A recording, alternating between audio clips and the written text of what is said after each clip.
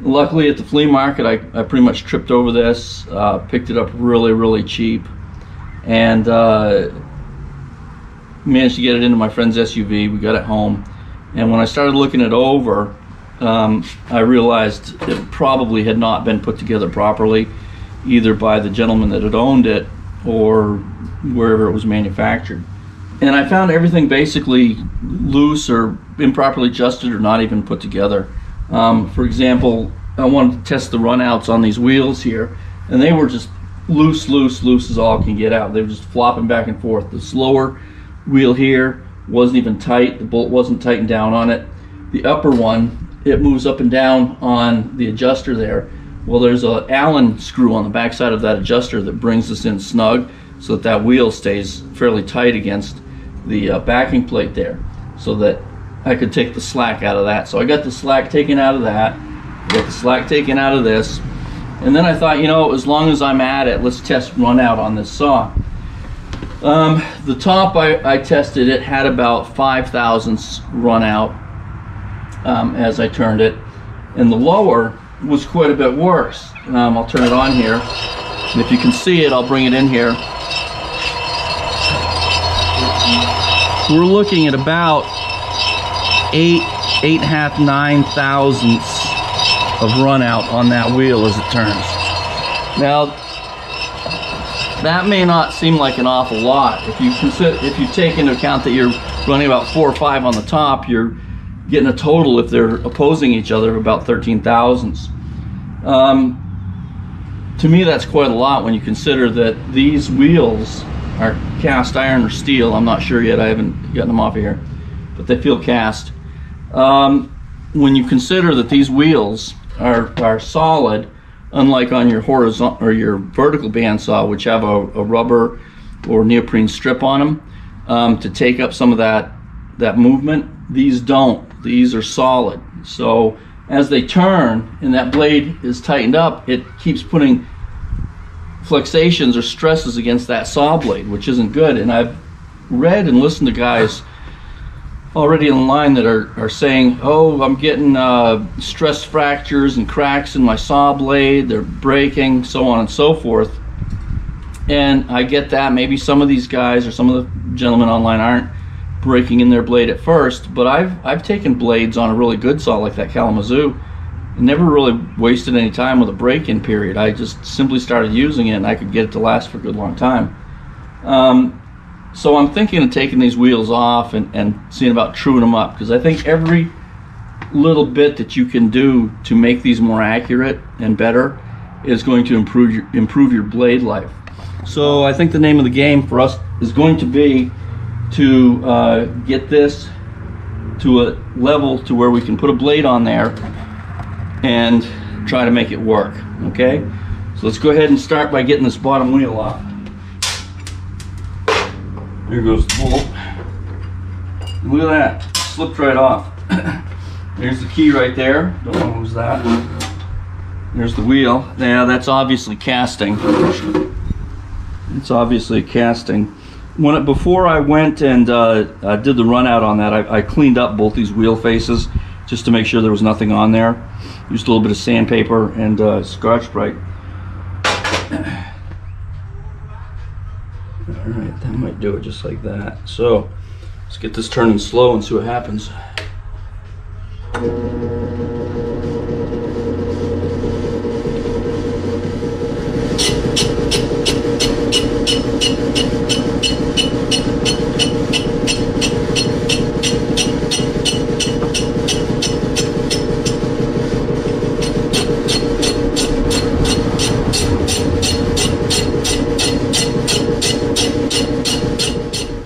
Zero it just because.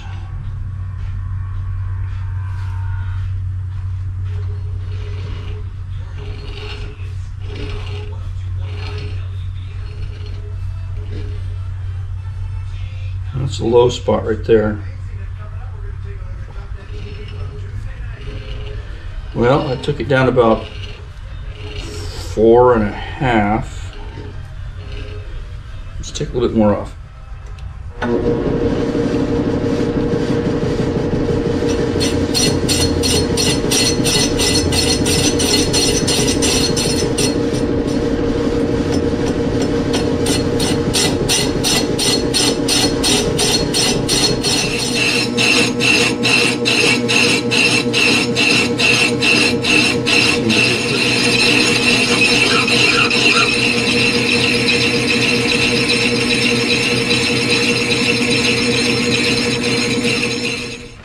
when I put this back on the saw yesterday after I got done here, I ran out of battery, so I didn't film it. I put it back on the saw, and I don't know if you noticed when I took it off, but it fell right off basically in my hand. And after the fact, I looked and I realized there's a set screw right there. And when I put it back on the saw and tightened everything up, the original high side that was away from the screw, we'd taken out and brought around and trued it up. But then when I put it back on the shaft and tightened it up, it moved everything this way. So we've got another 4/1000 going that way. So now we've got a high side of 4/1000 on this side, and that's because of that screw. And I measured the shaft and the bore here, and there's about let me look at that, 7/1000 clearance. So I guess that would equate to the 4/1000 that I'm getting when I move it over there. So what I'm going to do is, this shaft is exactly the same size as the output shaft on the motor, and also the static shaft for the other pulley that I just did. So because I know that, I'm going to put this on here, I'm going to tighten it down, and it should draw up that 4/1000 this way and allow me to turn that again and take that 4/1000 off the high side.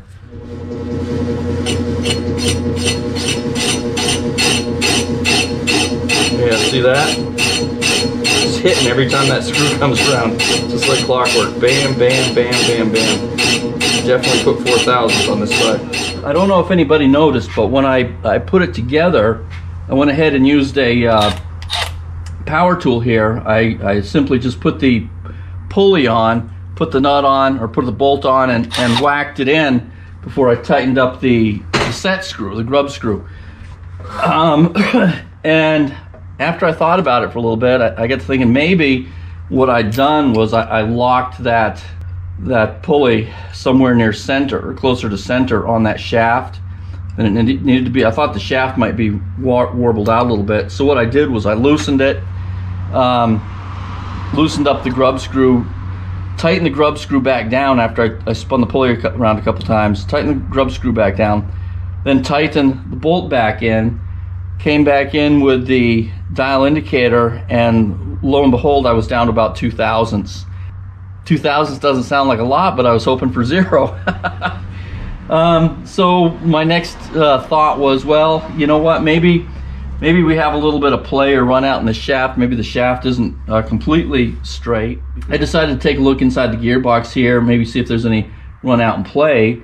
And when I opened it up, one of the other guys on the YouTube had said that he'd had burrs and stuff on his gear here. Well, I checked my gear out. There's no burrs or anything in there.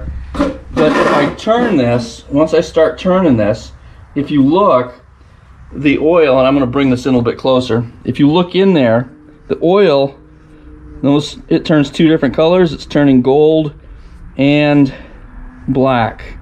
That gold is actually the brass gear that is worn and left its metal particles in there.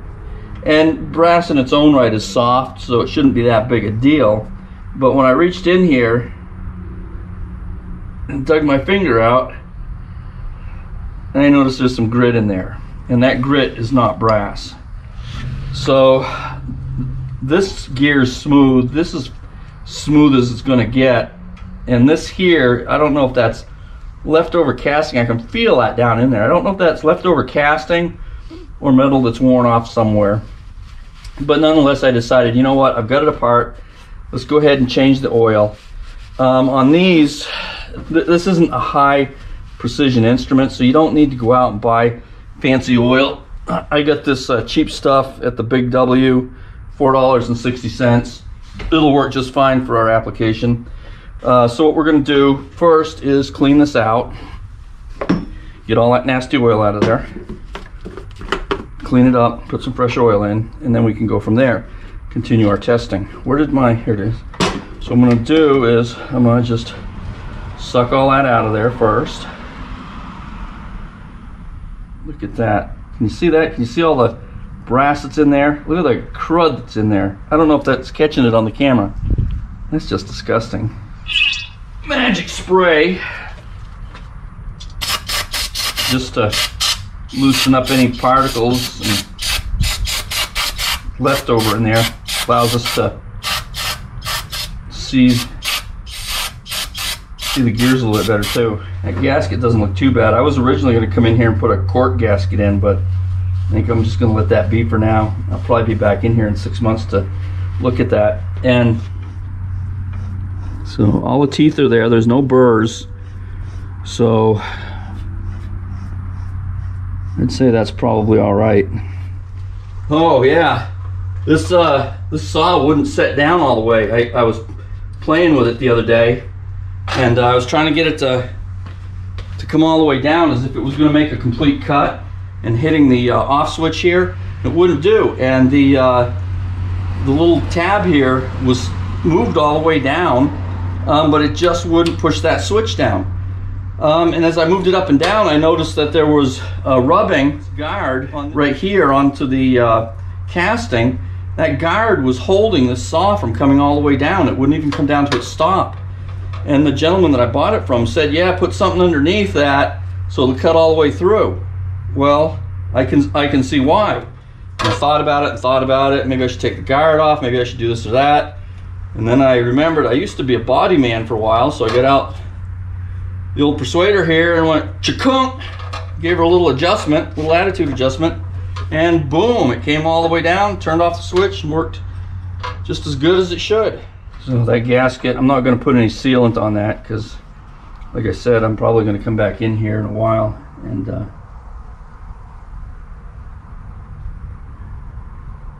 we're just going to fill it back up to the edge. I actually have this tilted back slightly, so it doesn't need to come all the way to the edge. Look at that, just like honey.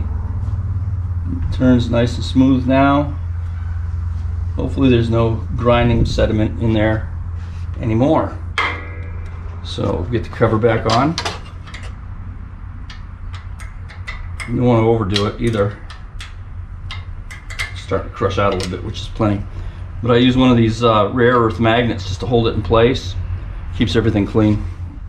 Quick turn handle on down here so that we can loosen that, put that at whatever angle we want, and that follows. Then you just tighten it up that way.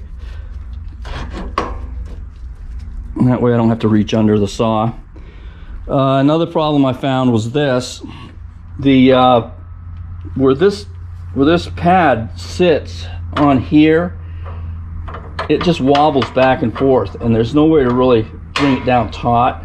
And that's because the nut sticks up above the bed right here, which I think is like crazy. I don't know what's up with that.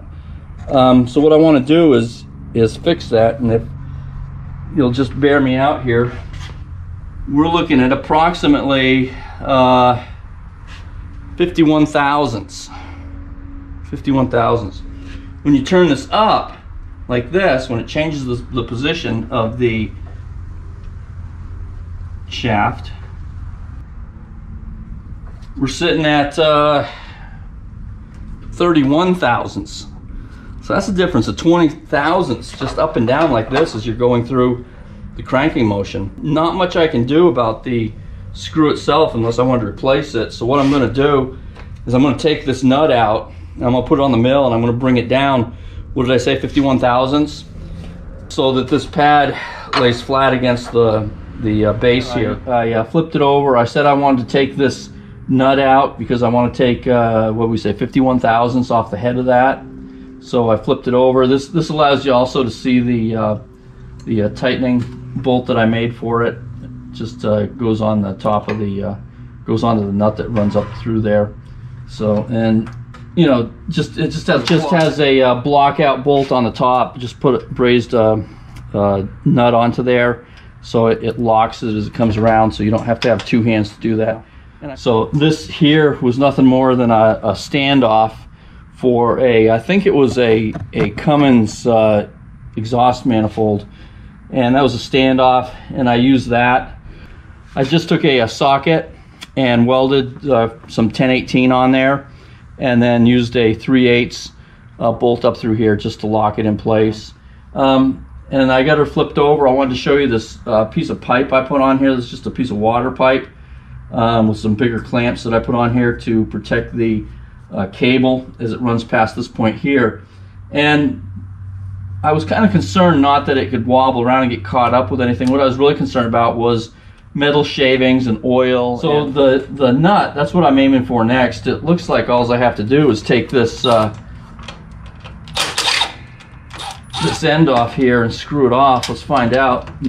Might make me look like a ding dong here in a second. It might be not as easy as I thought. Yeah, it is as easy as I thought. You got that nut off. What we're gonna do is we're gonna put that in the mill, and we're gonna take 51 thousandths off the top of there. Luckily on this, this is square here to here. So my original thought was to put this in and try to square this up to be able to cut on the y-axis, but what we're going to do is we'll be able to put it in this way. It'll self-center, and we'll cut it on the x-axis. So let's go ahead and get that in there nice. I think we're good to go. I'm going to leave that so we can try to see it a little bit there. Alright. I'm going to turn up the VFD here a little bit. This way.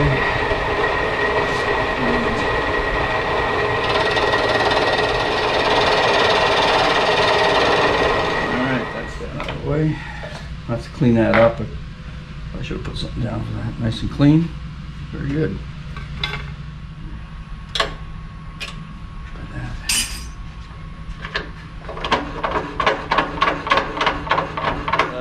I was watching a video the other day. This other fellow that talks about the 4x6 bandsaw, and he said, you know, you can't adjust the blade down.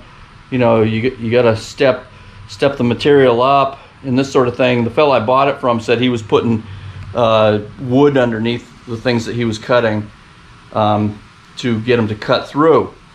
But I simply adjusted the blade down. And you do that, and I think I mentioned that, you do that by this point here and this point here. Okay, see how that's grooved to move up and down? It's actually slotted, and it'll turn this way and that way slightly to adjust the blade. Okay, but it also moves up and down to set your depth of cut. When you move these adjusters in or downward to move the blade for deeper depth of cut, okay, and you have to do that. Apparently it's supposed to put too much stress on the blade. Well, I came out here and look, the only thing that I could see was as this blade comes off here and twists, if you have too much tension on your tensioning knob, then yeah, I suppose that could cause an issue. The idea is to have it just tense enough to keep everything turning and not allow that blade to slip without over tensioning it.